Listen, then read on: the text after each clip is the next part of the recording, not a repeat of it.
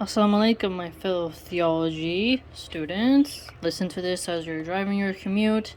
Always important to read things for yourself. Don't just be a parrot copying what other people say and then thinking you're an intellectual. Do the hard job and read things word for word if you want to be a really good theologian, historian, and person who deserves to speak on a panel or even give their opinion. So, let us begin. We are in Joshua, so basically they're at the tent of meeting, right? In the last section, everybody got a piece of land, got a cut of the pie, and quite clearly, the spoils of war Joshua, the son of Nun, got was pretty impressive. I mean, it was highly detailed, and also learned that all these tribes were called like the sons of, Reuben, the sons of Asher, the sons of Simeon. Their tribes are actually called that way. It was very enlightening for the, overall structure of land distribution. They also had very Jewish names that were kind of hard to pronounce a little bit, but the translators from Greek, as the Jehovah's Witness contend they do theirs, must have done an extensive job. So now we are in Joshua 20, picking up on verse 1, okay?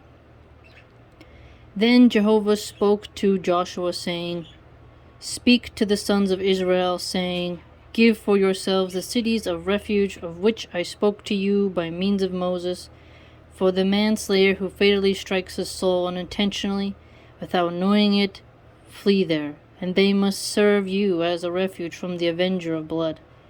And he must flee to the one of these cities and stand at the entrance at the gate of the city, and speak his words in the hearing of the older men of that city, and they must receive him into the city themselves, and give him a place, and he must dwell with them. Now, hold on, this is interesting.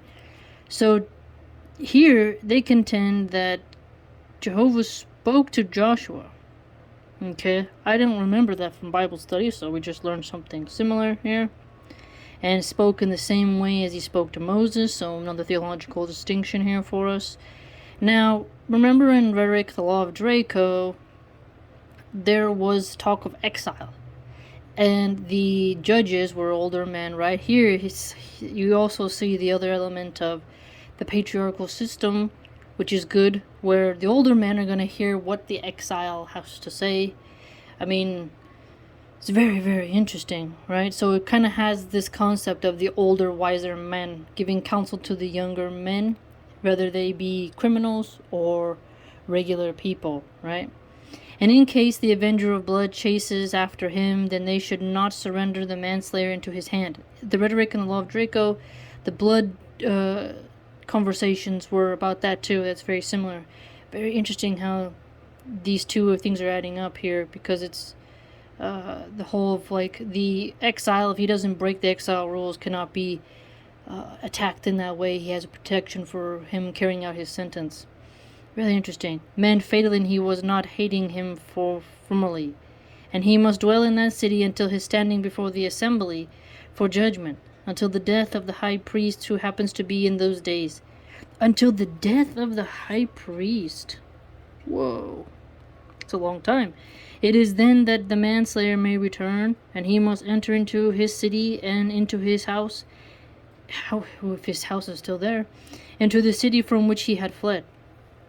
Accordingly, they gave a sacred status to Kadesh in Galilee, in the mountainous region of Naphtali, and Shechem in the mountainous region of Ephraim, and Kiriatharba, that is to say Hebron, in the mountainous regions of Judah, and in the region of the Jordan at Jericho. Toward the east they gave Bezer in the wilderness, on the tableland out of the tribe of Reuben, and Ramoth in Gilead out of the tribe of Gad, tribe of Reuben, tribe of Gad, and Golan in Bashan out of the tribe of Manasseh.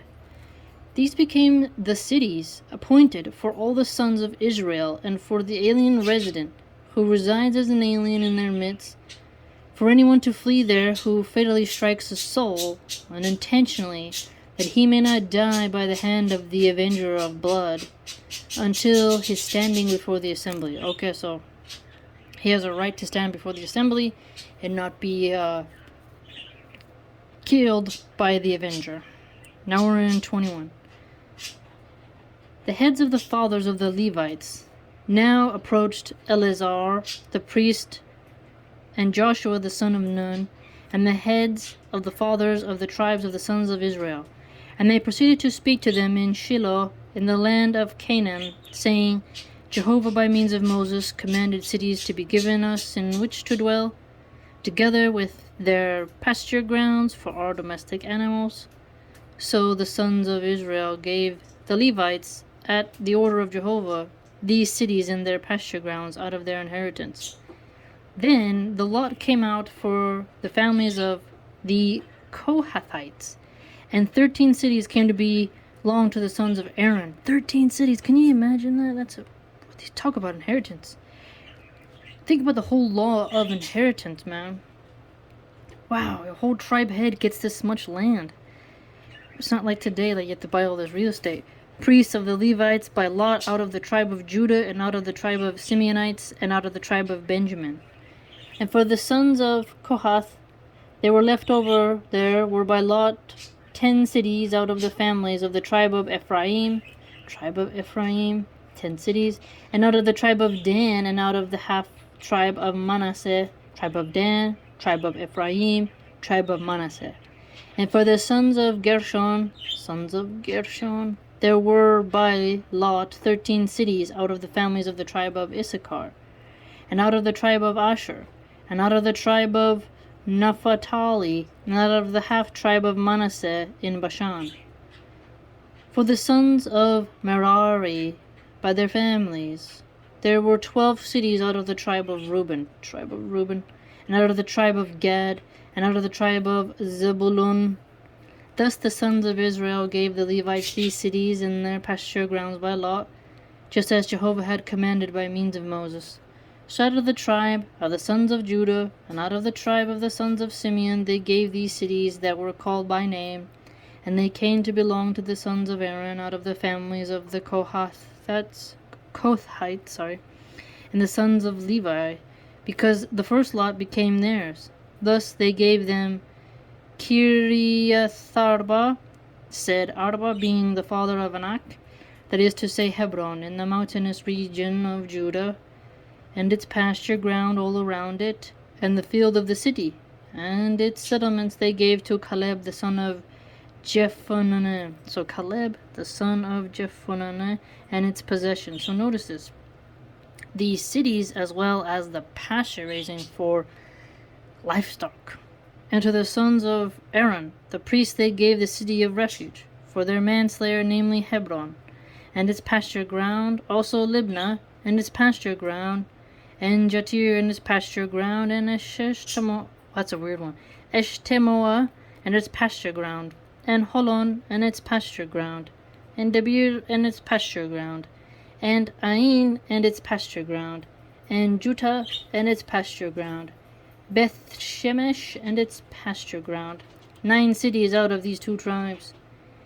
And out of the tribe of Benjamin, Gibeon, and its pasture ground, Geba, and its pasture ground, and Nathoth, and its pasture ground, and Almanon, and its pasture ground, 4 cities. All the cities of the sons of Aaron, the priests, were 13 cities and their pasture grounds. And for the families of the sons of Kohath, the Levites who were left over of the sons of Kohath, there were some to be there by their lot cities out of the tribe of Ephraim. Accordingly, they gave them the city of refuge for the manslayer, namely Shechem, and its pasture ground, and the mountainous region of Ephraim, and Gezer, and its pasture ground, and Kibzaim, and its pasture ground, and Bethhoron, and its pasture ground, 4 cities. And from the tribe of Dan, Eltekeh, and its pasture ground, Gibbethon, and its pasture ground, Aijalon, and its pasture ground, Gathramon, and its pasture ground, 4 cities. And from the half tribe of Manasseh, Ta'anach, and its pasture ground, and Gathramon, and its pasture ground, 2 cities. All the cities together with their pasture grounds, that the families of the 2 sons that the sons of Kohath were left over were 10. And for the sons of Gershon, of the families of the Levites, there was out of half the tribe of Manasseh the city refuge for the manslayer. So look at that. So refuge for the manslayer. So they have to have this specific territory lotted out so that somebody who is in exile can go there. Namely, Golan in Bashan and its pasture ground, and Beshtera and its pasture ground, 2 cities. So here what's interesting is I'm noticing a pattern here. Exiles have to have a land where they can go, out of the place where they were. Today in America, we have people being very soft on crime, where criminals are released very easily back into their communities or locked up forever. You never know if exiling could come back into fashion, but where would you exile them to? Many criminals were exiled to Australia, and they say, that's kind of part of the history of Australia, so maybe one day we could get that back again. And out of the tribe of Issachar, Kishion and its pasture ground, Debaroth and its pasture ground, Jarmuth and its pasture ground, En-Ganim and its pasture ground, 4 cities. And out of the tribe of Asher, Mishal and its pasture ground, Abdon and its pasture ground, Helkath and its pasture ground, and Rehob and its pasture ground, 4 cities. And out of the tribe of Naphtali, the city of refuge for the manslayer, namely Kedesh. Okay, so the tribe of Naphtali, they put their city for the exiled, Kadesh, in Galilee and its pasture ground, and Hamath Dor and its pasture ground, and Kartan and its pasture ground, 3 cities. And the cities of the Gershonites by their families were 13 cities and their pasture grounds. And the families of the sons of Merari, the Levites who were left over, had out of the tribe of Zebulun, Jokneam and its pasture ground, Karta and its pasture ground, Dimnah and its pasture ground, Nahalal and its pasture ground, 4 cities.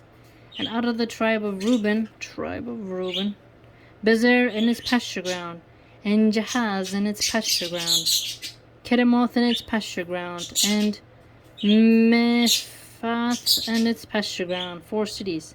And out of the tribe of Gad,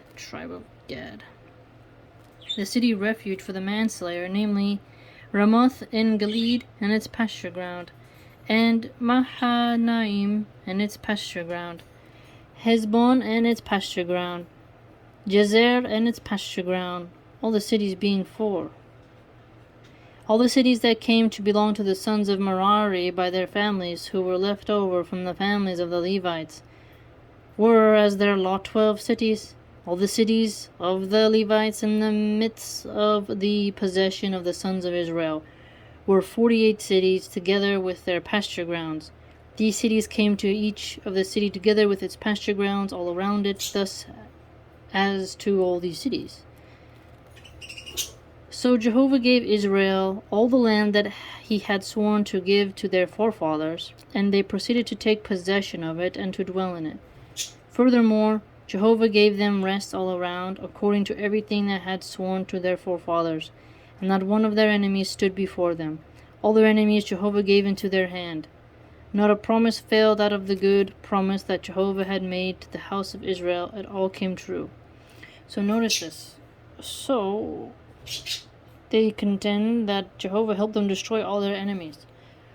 This is why it's really beneficial to read the Old Testament, because you do see there was war.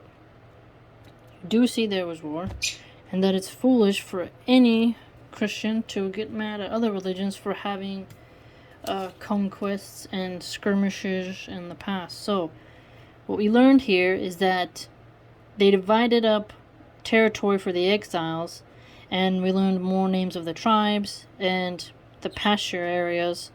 So there's pasture ground and all cities as well. So really, really interesting. Every tribe had to give something up. So highly educational for us theologians and nerds. Hope you enjoyed. Hope you have a good day or night whenever you're watching this.